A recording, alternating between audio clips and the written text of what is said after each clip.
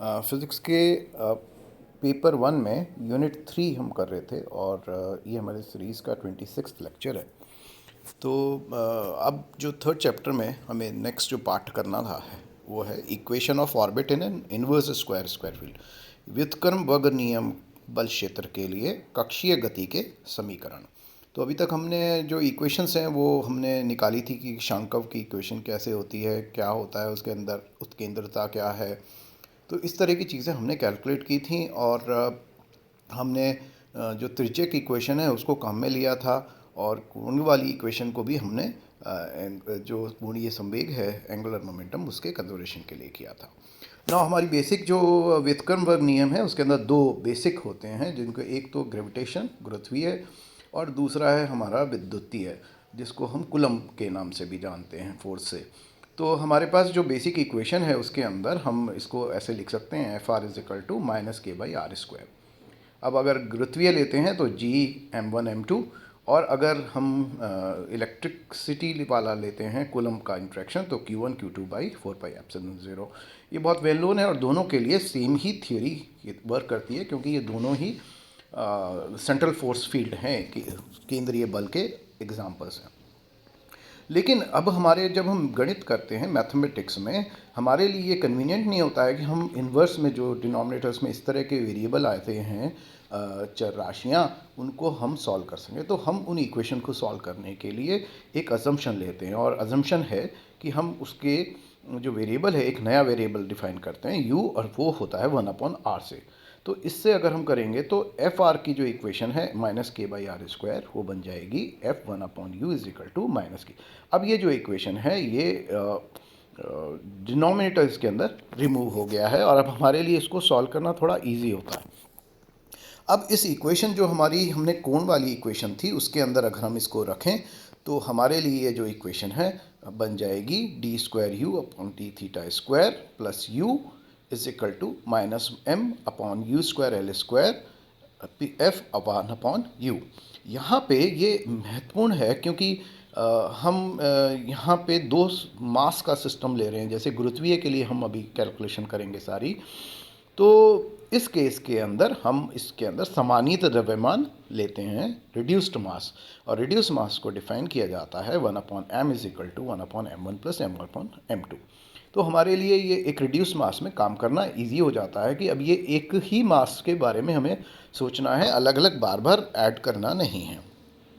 तो इस इक्वेशन को फर्दर सॉल्व करें और इसके अंदर अब F1/u की जो वैल्यू है वो -ku², वो आप रख दें, तो d²u/dθ² + u ये आ जाएगा km/L²। इसको और सॉल्व कर लें, सारी इक्वेशंस जो राइट हैंड साइड था उसको भी लेफ्ट में ले आएँ, तो हो जाएगा d²u/dθ² + u km/L² = 0।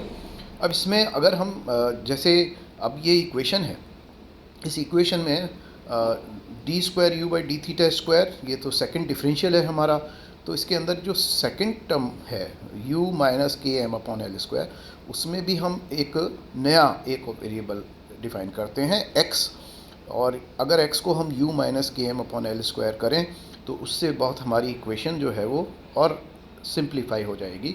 dx/dθ वो du/dθ हो गया, और d²u/dθ² जो है वो हमारा d²x/dθ² हो गया। तो हमारी जो इक्वेशन है अब u की वो रिड्यूस होके x की इक्वेशन बन गई, तो ये बन गई d²x/dθ² + x = 0।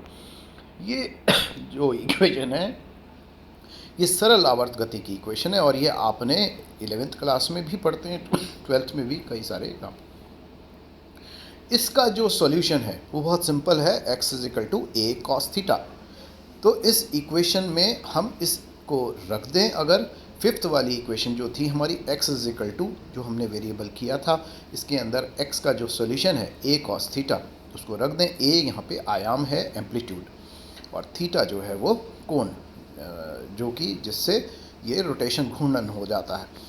तो a cos θ is u - km/L², और u जो है वो अब हमारा km/L² + a cos θ आ गया।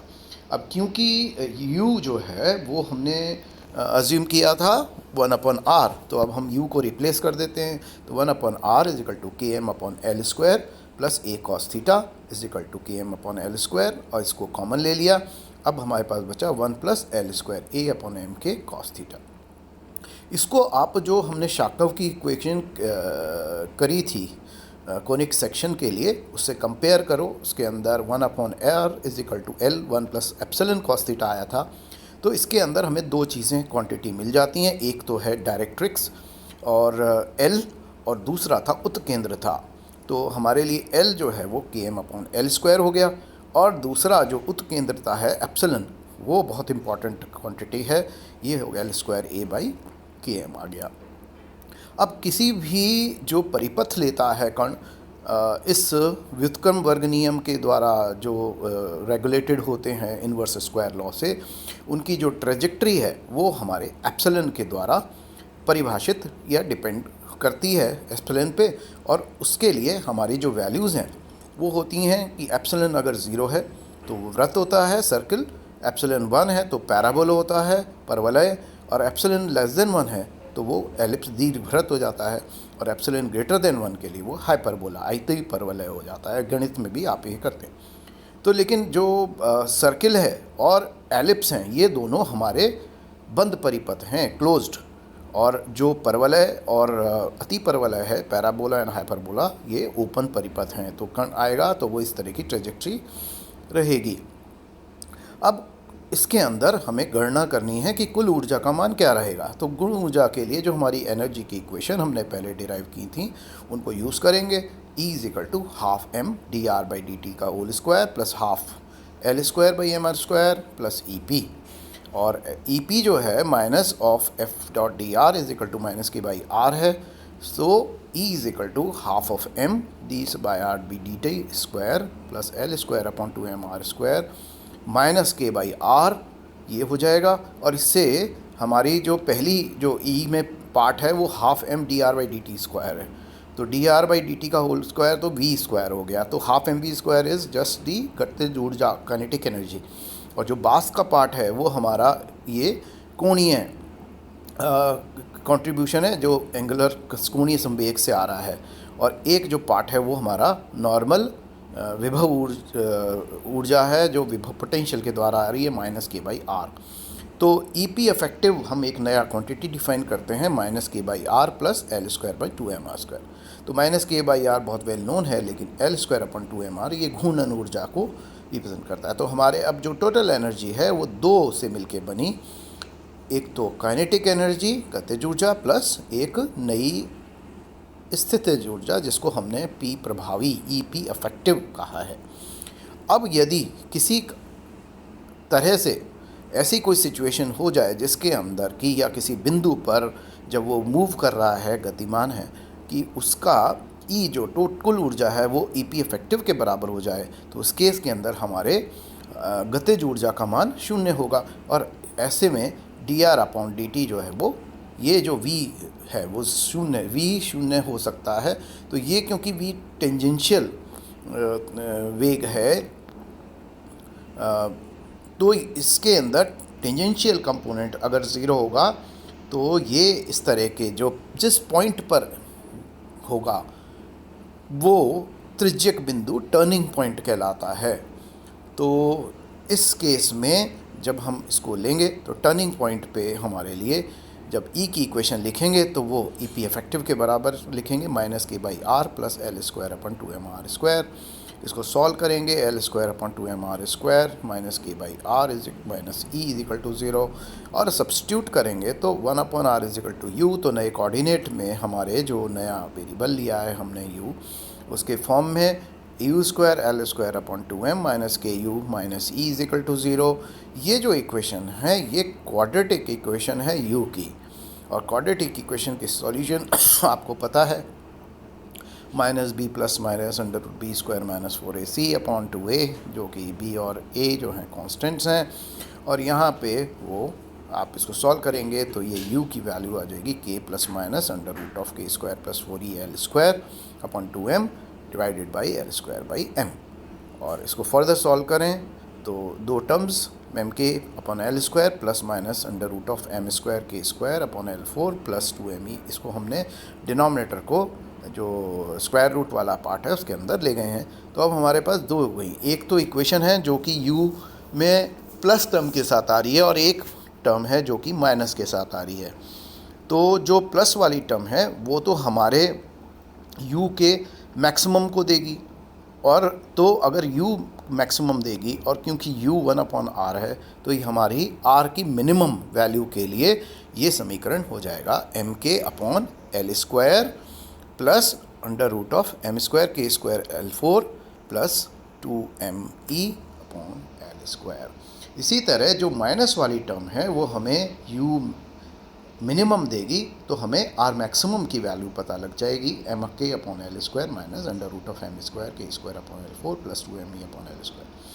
अब इस इक्वेशन को अगर हम डिफ्रेंशिएट करें कोनिक इक्वेशन को, तो हम ये पाएंगे कि जो हमारी बेसिक कोनिक इक्वेशन शांकव समीकरण उसमें 1/r = mk/L² plus a cos theta आया था। तो इसको डिफ्रेंशिएट करें, अवकलन करें, तो -1/r² dr/dt इस minus a d theta by dt sine theta, और इससे dr/dt जो है r² a sine theta d theta by dt आ जाएगा। अब क्योंकि टर्निंग पॉइंट पे जो हमारा जो परिवर्तन बिंदु था उसके ऊपर dr/dt का मान 0 होना चाहिए, 0, तो dr/dt को इक्वल करने पर हमारे जो टर्म बचेगी वो dr² a sine theta d theta by dt, और इससे क्योंकि बाकी टर्म्स जो हैं वो नहीं शून्य हो सकते, हमारे लिए साइन थीटा जो है वो 0 के बराबर होगा। और इससे थीटा की वैल्यूज़ जो हैं n पाई से, आपको जानते हैं साइन थीटा कब 0 होता है, तो n पाई की कोई भी वैल्यू 0, पाई, 2 पाई, 3 पाई, इन सब के लिए हमारे साइन थीटा का मान 0 होगा। और इनको वैल्यूज़ को रखें तो अगर n = 1 रखते हैं हम, या n = पहले हम 0 रखते हैं, तो हमारे लिए ये थीटा का मान 0 रहेगा। और थीटा का मान 0 रहेगा तो इस इक्वेशन में जो आपके पास आई है अभी, ये जो इसकी इक्वेशन थी मिनिमम वाली a cos थीटा के साथ, तो इसके अंदर आप इसको सॉल्व करेंगे तो r minimum mk/L² plus a cos 0 जो हमें mk/L² प्लस a दे देगा। और इसी तरह n = 1 के लिए जो थीटा है वो पाई हो जाएगा, तो r मैक्सिमम जो है वो हमें mk/L² plus a cos theta हो जाएगा, जो कि उसका r मैक्सिमम का मैक्सिमम दे देगा, हमें u मिनिमम दे देगा, तो mk/L² माइनस a। तो अब इन इक्वेशंस को जो हमारी 20 और 21 आई थी, इनसे इस इक्वेशन को आप कंपेयर करो, इन दोनों इक्वेशंस को जो अभी प्राप्त की हैं r मिनिमम, और ये हम पाएंगे कि mk/L² plus m² k² L4 plus 2me/L², ये mk/L² प्लस a के बराबर होगा। और से a जो है mk/L² 1 प्लस 2e/L² ½ और अगर एप्सिलन को जो हमने वैल्यू कैलकुलेट की थी L² a, यहाँ पे आया था L² a बाई ये value L² a by km, जो हमारी 11 नंबर इक्वेशन थी, उसके अंदर अगर हम इसको सब्स्टिट्यूट इसको कर देते हैं वैल्यू के साथ, तो हमें एप्सिलन का मान मिल जाएगा 1 प्लस 2e/L²/mk², क्योंकि a का मान हमें 26 नंबर इक्वेशन से मिल गया। तो इससे इसको ओपन कर दें स्क्वायरिंग करके, तो 2e/L²/mk² = ε² - 1 और e = mk²/2L²/ε² - 1। तो इस तरह से अब हम जैसे बताया कि एप्सिलन की वैल्यूज़ पे ऑर्बिट जो है परिपथ जो बनता है वो डिपेंड करता है। तो अब हम एप्सिलन की डिफरेंट वैल्यूज़ जो हमने ऊपर दी थी उनके लिए अलग अलग हम अब परिपथ लेते हैं ट्रेजेक्ट्री। तो एसेंट्रिसिटी का पहला अगर ग्रेटर देन 1 है तो हमारे पास इस इक्वेशन से अगर एप्सिलन 1 से ज़्यादा है तो e हरदम प्लस आएगा, और जब e प्लस होता है तो कोई भी कण मुक्त हो जाता है, फ्री पार्टिकल की तरह बिहेव करता है। एप्सिलन को 1 लें तो वो पैराबोला होगा, परवलय ओपन होगा ये परिपथ, और ऊपर वाला भी परिपथ ओपन होगा, e = 0 होगा, और ये भी पार्टिकल e = 0 पे मुक्त हो जाता है।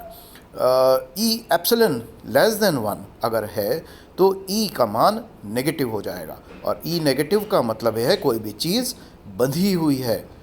जितने भी हम प्रॉब्लम्स चाहे सॉलिड स्टेट में करते हैं चाहे किसी और इलेक्ट्रिकल के लिए करते हैं, चाहे हम ग्रेविटेशन के लिए करते हैं, इसके अंदर अब अगर एप्सिलॉन लेस देन 1 है तो ये हमें दीर्घवृत्त प्राप्त होगा, और ई की वैल्यू लेस देन 0 है, दैट मीन्स ये जो पथ है वो बंद परिपथ होगा, बाउंड होगा, कोई भी कण इससे मुक्त नहीं हो सकता, अंदर ही घूमता रहेगा। और एप्सिलॉन इज इक्वल टू 0 है तो वो कण जो है वो एक सर्किल में अपने घूर्णन करेगा और मूवमेंट होगा, और इसके लिए भी ई लेस देन 0 है, -mk/2l²। तो ये जो बाउंड स्टेट हैं ये हमारे लिए वैल्यू कर